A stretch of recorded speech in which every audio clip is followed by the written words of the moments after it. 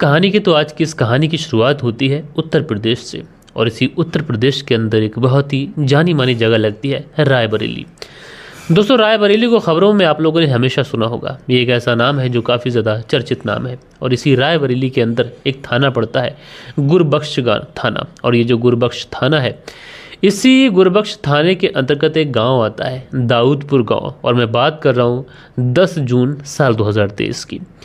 10 जून साल 2023 को इस गांव से सुबह सुबह लोग अपने खेतों पर जाने के लिए निकलते हैं। कुछ लोग ऐसे थे जो सुबह सुबह फ्रेश होने के लिए जाते हैं। गांव में अमूमन लोग ऐसा करते हैं, नहलों और नालों की तरफ निकलते हैं फ्रेश होने के लिए। इस गांव से भी कुछ लोग सुबह सुबह जब अपने घरों से निकले थे तो देखते क्या है कि इस गांव से तकरीबन 100 मीटर दूर जाकर एक ऐसा जंगल टाइप का है जो बाग है, शायद आम का बाग है। अब उसी बाग के अंदर कुछ लोगों को कुछ अजीब सा दिखाई पड़ता है।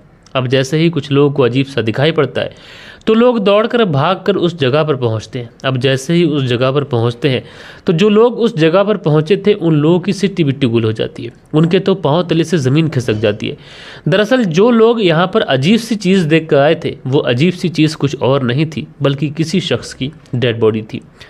अब जो लोग थे वो दौड़े दौड़े भागे भागे गांव के अंदर पहुंचते हैं, और गांव के अंदर पहुंचने के बाद में बताते हैं कि इस तरीके से एक डेड बॉडी पड़ी हुई है।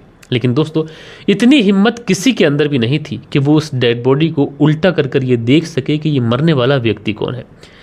लिहाजा वहीं से तुरंत पुलिस को इन्फॉर्म कर दिया जाता है। अब जो गुरबख्श थाने की पुलिस थी वो भी तुरंत मौके पर पहुँच जाती है।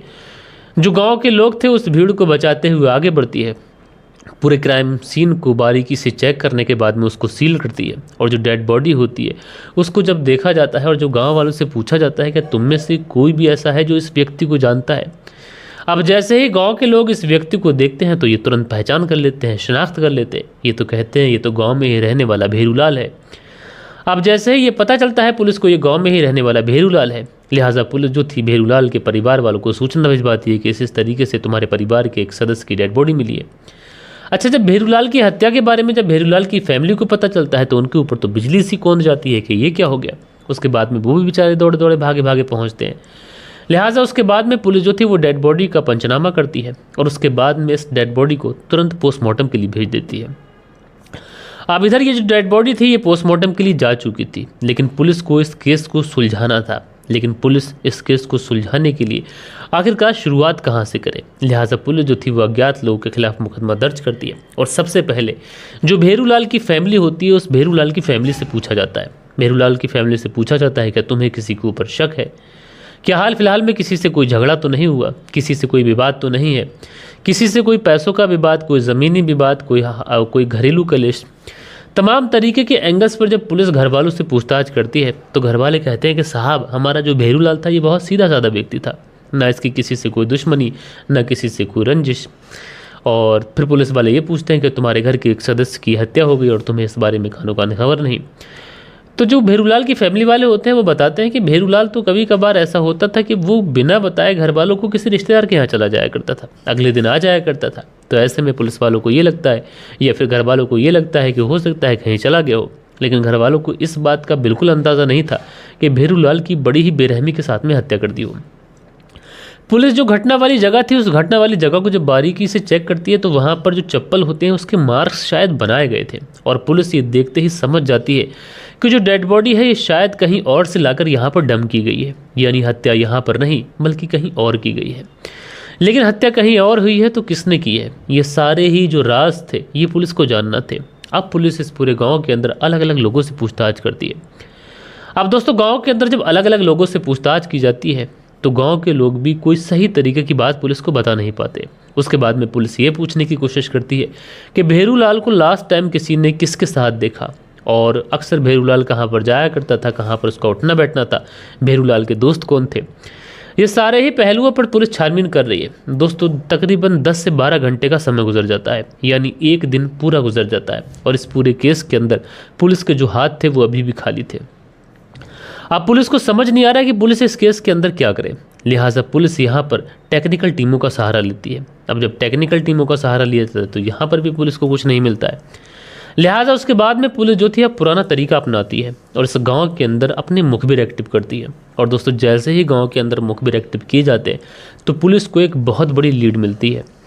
दरअसल जो मुखबिर होते हैं ये पुलिस को आके बताते हैं कि जो भेरूलाल है उसकी गांव में ही रहने वाली एक 45 साल की महिला के साथ में नाजायज़ ताल्लुकात थे।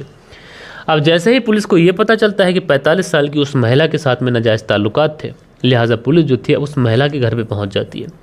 एंड घर पे पहुंचने के बाद में उस महिला से पूछताछ की जाती है। जब उस महिला से पूछताछ की जाती है तो वो महिला पुलिस से कहती है कि भेरूलाल की हत्या से मेरा कोई लेना देना नहीं है। हाँ, भेरूलाल मुझे जानता था, मैं भेरूलाल को जानती थी, कभी कभार मिल लिया करते थे, इससे ज़्यादा हमारे बीच में कुछ नहीं था। लेकिन पुलिस जब इस महिला से पूछताछ कर रही थी तो कहीं ना कहीं इस महिला के जो जवाब थे ये पुलिस के मुताबिक एक्यूरेट नहीं थे, यानी इस बयानों में 19-20 का कहीं ना कहीं फ़र्क दिखाई पड़ रहा था। अब दोस्तों कहा जाता है कि पुलिस वालों की जो नज़र होती है ये बहुत ज़्यादा पारखी नज़र होती है। जो चीज़ें हम नहीं समझ पाते, जो चीज़ें हम ऑब्ज़र्व नहीं कर सकते, वो चीज़ें पुलिस वाले बहुत ही आसानी से ऑब्ज़र्व कर लेते हैं, बहुत ही आसानी से समझ जाते हैं। लिहाजा पुलिस वालों को अब इस महिला के ऊपर शक होता है। अब दोस्तों जब इस 45 साल की महिला के ऊपर शक होता है तो पुलिस वाले अब इस महिला को अरेस्ट करते हैं। एंड अरेस्ट करने के बाद में सीधे से पुलिस थाने लेके पहुंचते हैं। एंड पुलिस थाने ले जाने के बाद में इस महिला से कहते हैं कि देखो, तुम्हारे बारे में सारी सच्चाई हमें पता चल गई है। गांव में लोगों ने सब कुछ सच सच बता दिया है कि तुम्हारे भेरूलाल के साथ में रिश्ते हैं। अब ये बताओ कि भेरूलाल की हत्या तुमने क्यों की। अब जैसे ही ये महिला सुनती है, पुलिस महिला को जब दूर से घेरती है तो ये जो महिला थी ये पुलिस की एक तरीके से जो जाल पुलिस ने फेंका था उस जाल में आ जाती है और पुलिस के सामने टूट जाती है। क्योंकि ये महिला न तो कोई पेशेवर कातिल थी, ना कोई पेशेवर मुजरिम थी। और उसके बाद में ये महिला जो कहानी सुनाती है, उस कहानी को सुनने के बाद में हर किसी के होश उड़ जाते हैं और हर कोई यहाँ पर दो धड़ों में बढ़ जाता है। कोई भेरूलाल को गलत बताता है तो कोई इस महिला को गलत बताता है। दरअसल ये महिला बताती है कि तकरीबन 2 साल पहले की बात है, मेरी मुलाकात भेरूलाल से होती है। अब भेरूलाल से जब मुलाकात होती है तो उसके बाद में हम दोनों के बीच में दोस्ती होती है। जब दोस्ती होती है तो उसके बाद में मिलना मिलाना शुरू होता है। अब जब मिलना मिलाना शुरू होता है तो उसके बाद में नाजायज़ ताल्लुकात बनना शुरू हो जाते हैं। अब दोस्तों इस महिला के ही घर पर भेरूलाल के जब एक बार नाजायज़ ताल्लुकात बनना शुरू होते हैं तो फिर कभी रुकने का नाम नहीं लेते। अब आए दिन जब इस महिला के घर पर कोई नहीं होता तो जो भेरूलाल है वो इस महिला के घर पर चला जाता, इसके साथ में शारीरिक संबंध बनाता। ऐसे ही ये सारी चीज़ें गुजरती रहती हैं। लेकिन दोस्तों कहा जाता है कि इंसान की जो हवस होती है, इंसान जो लालच में और हवस में कुछ इस कदर अंधा हो जाता है, सेम कुछ भेरूलाल के साथ भी ऐसा ही हुआ। भेरूलाल इस 45 साल की महिला के साथ में तो नाजायज़ ताल्लुकात रख ही रहा था, लेकिन इसी बीच में भेरूलाल की नज़र इस 45 साल की महिला की एक बेटी के ऊपर पड़ती है, जिस बेटी की उम्र तकरीबन 22 से 23 साल के आसपास रही होगी।